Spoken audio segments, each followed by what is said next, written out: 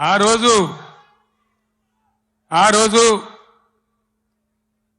నాకున్న పదవులన్నీ ఇసిరి వాళ్ళ ముఖాన పడేసి తెలంగాణ ఖచ్చితంగా నిలబడాలి, కలబడాలి, సంత రాష్ట్రం కావాలి, అయితే తప్ప దిక్కులేదని ఒక్కనిగా ఒక సైన్యంగా నాతో పాటు పిడికడ మందితో జై తెలంగాణ అని బయలుదేరినాం.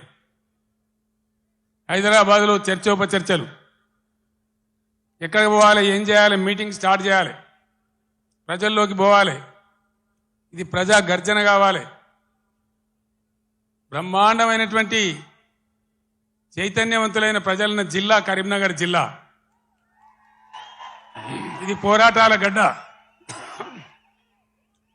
ఇక్కడి నుంచే ప్రారంభించాలని భావించి ఇదే ఎస్ఆర్ఆర్ కళాశాల మైదానంలో ఇదే రాత్రి సమయంలో మే 17వ తేదీ 48 డిగ్రీల ఎండ అయినా కూడా ప్రజల చైతన్యం ఉన్న జిల్లా అని చెప్పి తెలంగాణ ఉద్యమం కోసం ఊపిరిలూదాలని నమ్మి ఇక్కడికి వస్తే ఆనాడు మీరు తెలంగాణ జెండాను ఆకాశమంతా ఎత్తిన గడ్డ ఈ కరీంనగర్ గడ్డ.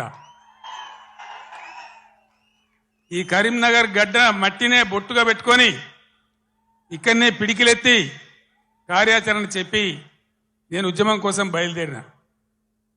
తర్వాత కథంతా మీకు తెలుసు, మీరే కథానాయకులు, మీరే నన్ను ముందుకు నడిపిండ్రు. కానీ కాంగ్రెస్ పార్టీ ఎటువంటి పార్టీ?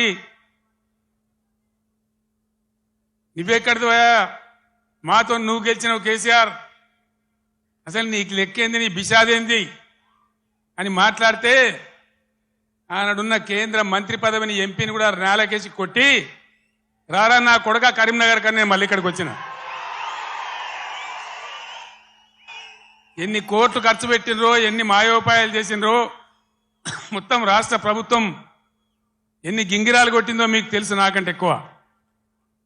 కానీ బ్రహ్మాండంగా మళ్ళొక్కసారి ఇది పదునైన కరీంనగర్ గడ్డ బిడ్డ, ఇది తెలంగాణ అడ్డ అనే పద్ధతిలో 2.5 లక్షల మెజార్టీతో నన్ను గెలిపించి మరొక్క మారు తెలంగాణ చైతన్యాన్ని చాటిన గడ్డ ఈ కరీంనగర్ గడ్డ.